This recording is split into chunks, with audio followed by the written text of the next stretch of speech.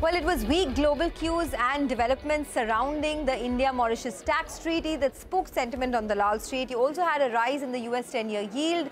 Gold prices have been moving higher, so equities gave back a little bit. The sensex lost nearly 800 points. The nifty lost over 200 points. However, the frontline indices ended flat for the week. On Editors Roundtable, we decode the key expectations from the fourth quarter earnings. We also take a look at the advantages for Biocon after UK regulators' approval came in for its weight loss drug. We will discuss why distributors are performing better than product makers. We'll also tell you why global market observers continue to be bullish on India despite the concerns on the globe. I'm Sonia Shenoy, and joining me, Nimesh, Nigel, Ekta. We also have Pankaj Murarka, the CEO and CIO at Renaissance Investment Managers. Folks, well, it's been a really action-packed week despite having that midweek holiday. Friday was not great. You had the markets come off a little bit, and there are now some global concerns that are emerging. Absolutely. Right? So what has Friday done, Sonia, is it means that for the week, the Nifty and the Sensex are flat. So we gained for the first 2 days. We had a midweek holiday, and on Friday we just gave up everything. So literally in flat from a market perspective. But as you rightly pointed out, now there are some fresh concerns on the global market. The bond 10-year has crossed 4.5. And again, the feedback from the CT is not every asset class can go up, right? Crude is going up, metals are going up, gold is going up, and equities are going up. Generally, it doesn't happen. So something has to go up. Maybe this is a week when equities have given up a bit. And par for the course, right? We've rallied so hard. Markets have been the best performing market globally as well. So a bit of correction was round the corner. It was a Friday as well, so maybe a bit of profit booking as well. And it's going to be interesting to see what the Fed is going to do next, right? When we came into 2024, we said in March there is that outside chance that they will cut. Then it was June. Now it is September. Exactly. So just kicking the can down, but exactly. It's okay. Talking about the macros, we have the India CPI data, which is out this evening, and it's going to possibly be a sub 5% figure. So I think that will be important to watch out for from an India context. Yes, it's this figure, and then we have Brent at $90 per barrel, so that's probably going to change the dynamics. But for now, that should be a good figure. Absolutely, and there's some concern. Pankaj, thank you for joining us on the show. Now people are sitting up and saying, okay, gold prices are rising, the US 10-year yield is rising, the geopolitical concerns. Should we be worried about this rally halting? What's your view? I don't think so. I think we are in the middle of a bull market. It's a matured bull market, but having said that, it's a ferocious bull market. When we say that India is the best performing market, I think there are fundamental reasons for it, right? In an environment where globally economies are challenged, half of Europe is already in recession, and the other half will slip into recession during the course of this year. India is an outlier with 7%, 7.5% growth. So, and if you look at valuations from a broader market perspective, we are still very much in line with last 15 years averages. So the point I'm trying to make is that the rally in Indian markets is very much supported by underlying fundamentals. There could be pockets of fraud, especially in mid and small cap, where one should be careful. But otherwise, I don't feel concerned about the larger, broader market. I still think this bull market has a long way to go. My assessment, we started this bull market in March 20, right? The first day of the lockdown was the bottom of equity markets. Yeah. So we are 4 years into this bull market now. My assessment, we are somewhere in the mid-cycle of this bull market. So we still have second half of this bull market to play on. Okay, we are somewhere in the mid-cycle of this bull market. This will be a music to the ears, right? I mean, middle of the bull cycle, so that's but super. Actually, to be honest, despite all the negativity around global markets, Indian market observers are still very bullish in India. We'll talk about that later. Absolutely. But as we kickstart the earnings season for the fourth quarter, Nimesh, you've put together some data for us? Yes, so this I've been doing for the last few quarters now. That before the earnings season, I just put out a piece on what to expect in quarter four. So firstly, let me put out the headline numbers first. It's going to be a tepid on the top line, but on the margins, it's going to be the fifth quarter of margin expansion for large part of the companies. In fact, the margin expansion could be 115 to 150 basis points. That's the consensus among brokerages. Now, a revenue growth of 5%, EBITDA growth of 11%, and PAT growth of 9%. So both EBITDA and PAT largely in double digits. So that's again a good thing as far as earnings are concerned. In terms of sectors, consumer discretionary and industrials are largely set to outperform. So that's the overall picture. Now let me come to the individual sectors. First is technology. It was expected that on a constant currency terms, the top 5 companies are going to report a muted revenue growth. TCS was the case for that.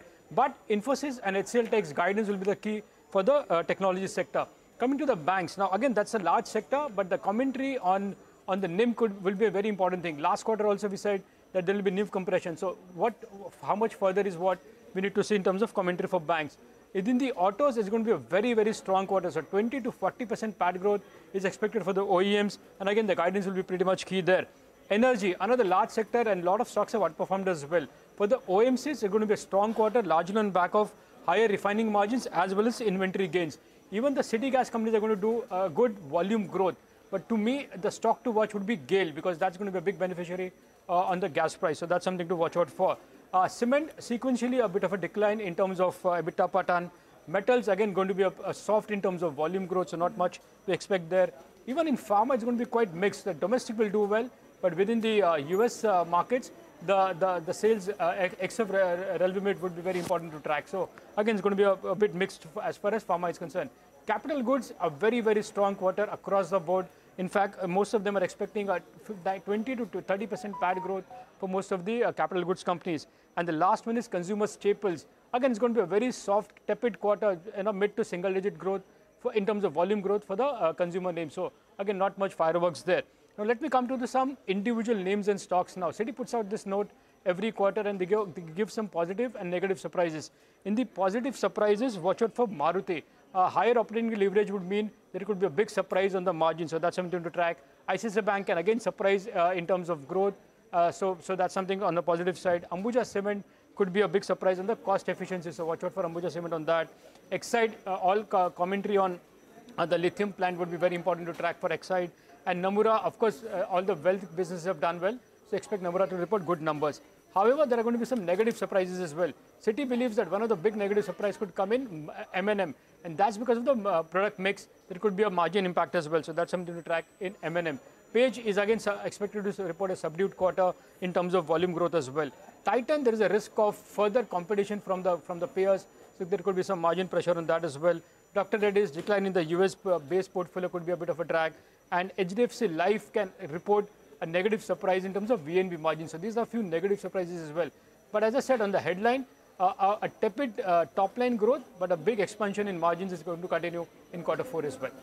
Okay. Well, Pankaj, I just want to bring that point forward about margin expansion, because now we're dealing with Brent crude at $90. We're dealing with commodity prices which have risen as well. Metal prices are on the rise.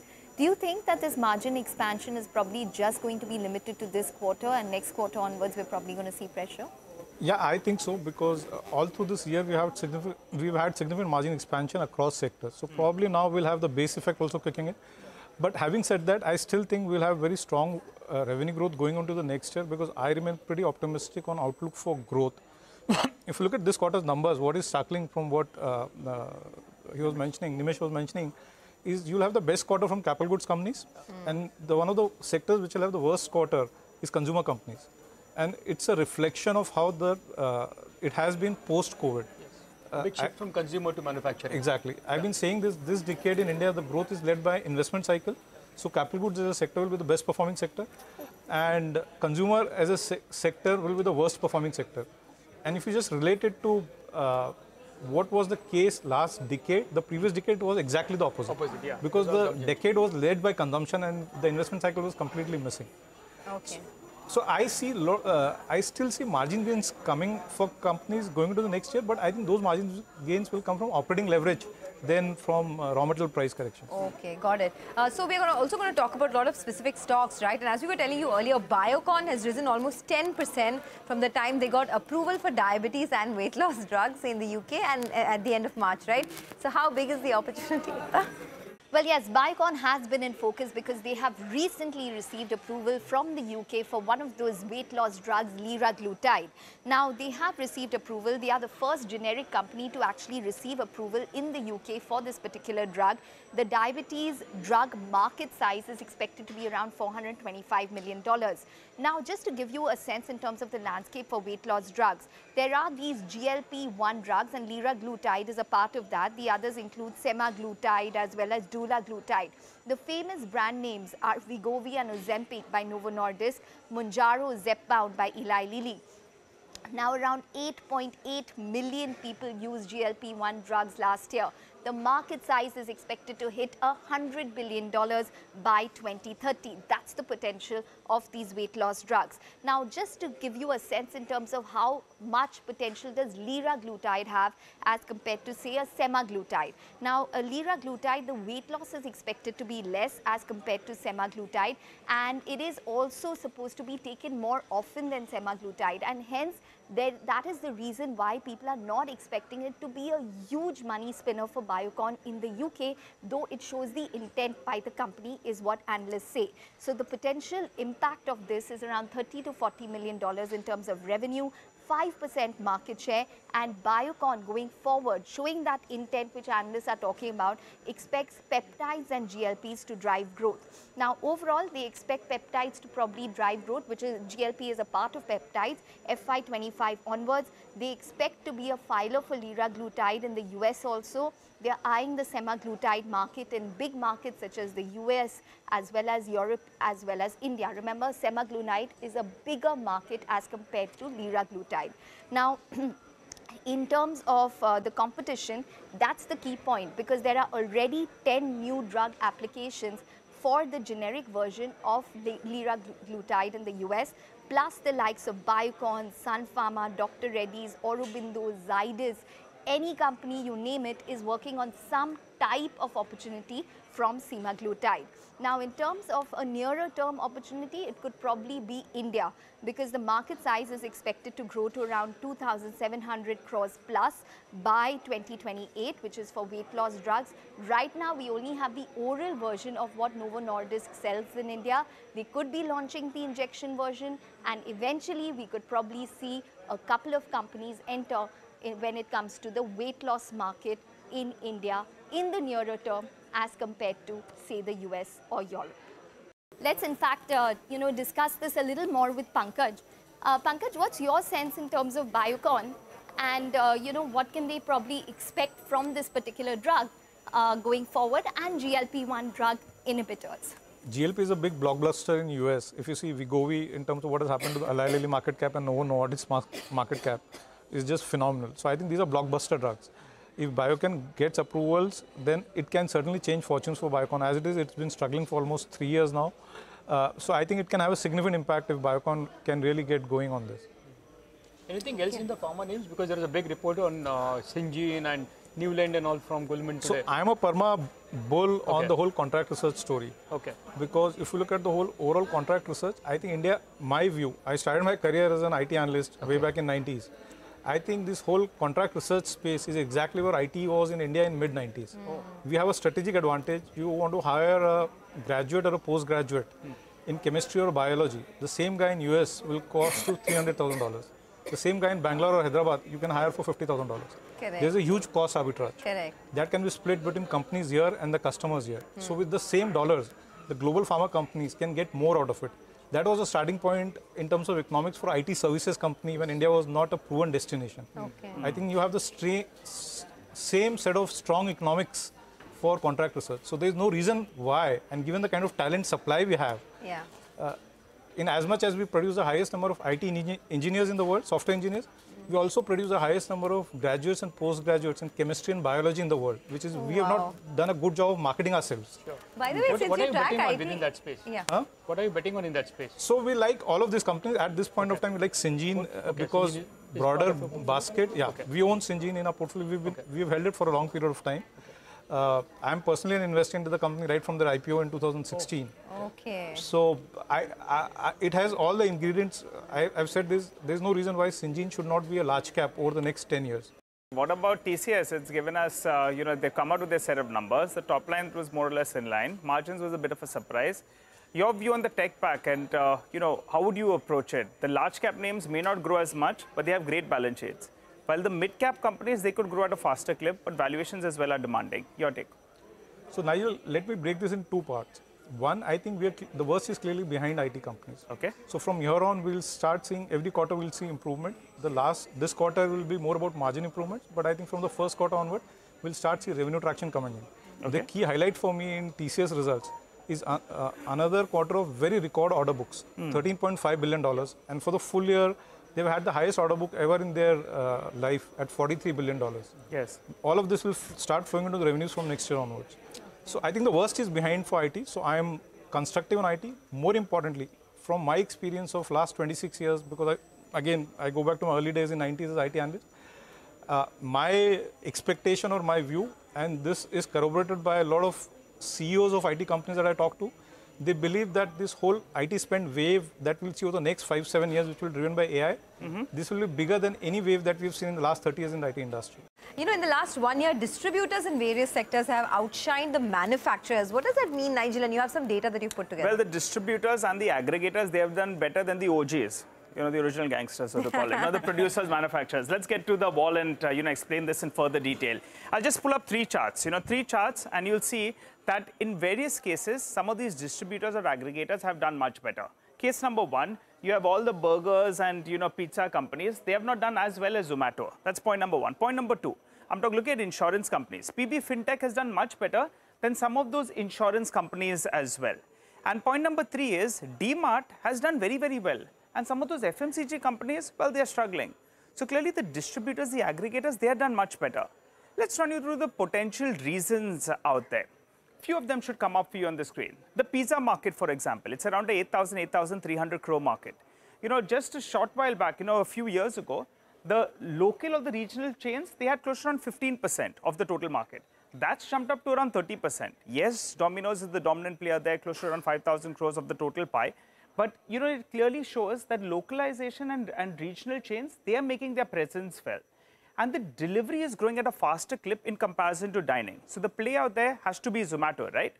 The other factor that's playing out is distributors can adapt to the customer preferences. You have so many of these new brands that are being showed on Zomato that you want to give them a shot. And the customer is willing to experiment, and the distributor is willing to, have some of those companies on their app, which is telling you why, in fact, you're seeing a great amount of demand for some of these local players, so to call it.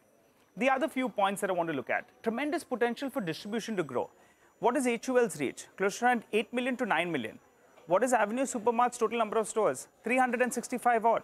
So there's a tremendous potential for Avenue Supermarts out there to add more number of stores and obviously grow their business. The competition is inevitable, but it could be delayed. This point is because of PB Fintech. Everyone's worrying there's going to be a big disruption. Yes, there will be a disruption, but maybe now it will be a couple of years ahead.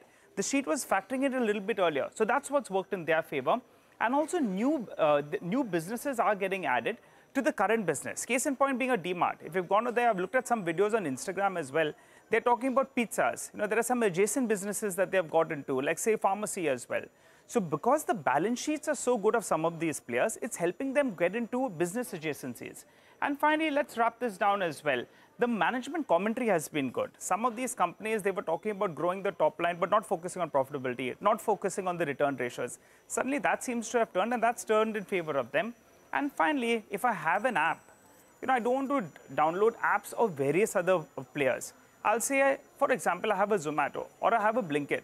If you go on Blinkit right now, you'll see there are so many Navratri offers, so to call it. A month or so ago, you were getting holy colors. You were getting those white T-shirts that you want to use as well. So adaptability, agility, and ability to reinvent is something that's holds some of these players in good stead. So it explains why some of these distributors or aggregators have actually outperformed the OGs. Pankaj, I wanted your view on it. I mean, what's your view? Some of these companies people were not really interested in. And suddenly they have come back, and they've come back in style. Your view on it? So what we are seeing here in the distribution space is a shift from unorganized to organized. Or when a Blinkit or Instamart or, when they are growing, they're obviously eating into the business of local Kirana stores by opening dark stores and so on and so forth. Yes. So we are seeing a massive consolidation in the distribution or in the entire distribution value chain, right from, let's say, the CNF to the retail store where the customer steps in, and with home deliveries and all of that. And this is happening across sectors. You take pharmaceutical distribution where you have organized chains coming in, you take food and grocery, you take lifestyle and beauty, and all of that. As these players get organized, what has also happened is now some of these players have got critical mass, by virtue of which they are trying to extract a higher piece of the value chain from the manufacturer. Versus otherwise what a small distributor can extract from a manufacturer. So there's also a shift in pricing power with larger distributors because they have larger scale. They have a stronger balance sheet, and they have a bigger muscle to negotiate much better with a lever or with all of these players and distributors. And untapped potential as well. Okay, so we'll do one thing. We'll take a short commercial break. On the other side, we'll talk about the demographic dividend play, right? And the fact that are we at a mature stage yet, and how can India capitalize on it? More on that coming up in a bit.